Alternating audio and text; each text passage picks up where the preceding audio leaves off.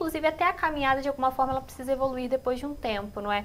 E depende de como você caminha, porque tem gente que a gente observa na ciclovia caminhando que não está muito caminhando, está passeando, não é?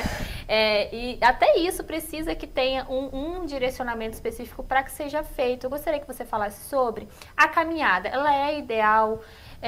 Sim, não, por quanto tempo, depois disso precisa que tenha uma evolução, quais os cuidados para esse tipo de exercício, não é? Porque como quando a gente fala sobre, muitas vezes ir para uma academia ou para um estúdio de pilates, muitas pessoas acabam não tendo essa condição de inserir, né, na sua renda ali, principalmente diante de tantos gastos e investimentos que surgem nesse processo, né? E acaba sendo uma saída para muitas pessoas. Exato. Mas eu gostaria que você falasse sobre isso. Qual é a forma correta? Certo. Então, vou tentar ser o mais didático e menos, entre aspas, muito técnico. Sim.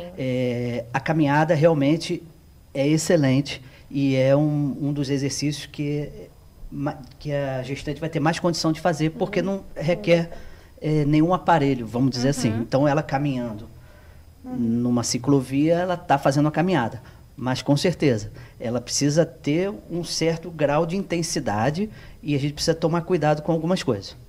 Para começar, na gravidez, a gravidez ela já tem um quadro hipoglicemia, já tem um quadro de hipoglicemia que é natural, doutora Isabela vai poder falar até melhor do que eu. A partir de 45 minutos, a hipoglicemia dela já tende a aumentar.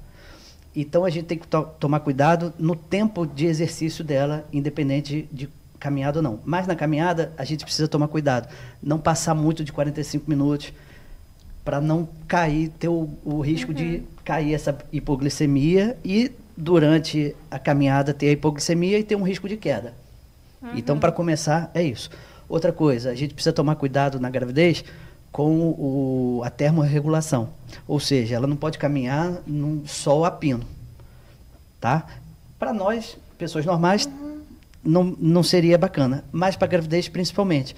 Então, se ela for fazer uma caminhada outdoor, na rua, que seja em horário, que seja um clima ameno. Tá? Então, seriam já duas coisas... Protetor solar e se hidrata. Isso aí. Já seriam duas coisas que precisaria tomar esse cuidado. A hipoglicemia e o calor. Agora, a questão da intensidade. Até um tempo atrás, se falava que a gestante tinha que se exercitar até 140 batimentos por minuto. Isso os estudos já mostraram que não é mais essa questão. Então, quando a gente fala em intensidade na gravidez, quando uma gestante tem a possibilidade de usar um frequencímetro, que não é toda gestante que vai ter, e mesmo assim não é um parâmetro tão fidedigno, que é a frequência cardíaca, a gente usa uma escala de esforço percebido, que são duas que a gente costuma mais usar. Então, as guidelines mais atuais, as diretrizes mais atuais, preconizam que é o teste da fala e a escala subjetiva de esforço, que é o teste escala de Borg. Então, lá no meu Instagram, tem como é que você vai usar isso aí, não é muito difícil, não. Então, na gravidez, a gente usa essa escala de percepção de esforço. E qual seria a escala? Depois vocês vão ver lá, é uma escala moderada. Mas, vamos lá, nichando mais. Doença hipertensiva. A gente vai fazer uma caminhada de uma forma não moderada, um pouco menos do que moderada.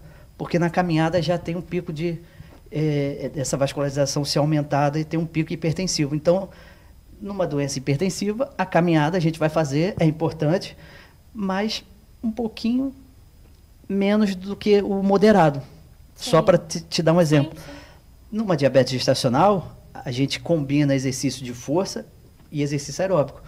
Então, a caminhada aí, nesse caso, já pode ser um exercício um pouco mais moderado. Então, cada detalhe de uma gestante, a gente vai trabalhar de uma forma. Sim. Então, um profissional de educação física precisa estar ciente desses detalhes todos para poder prescrever o exercício da melhor forma. E outra coisa,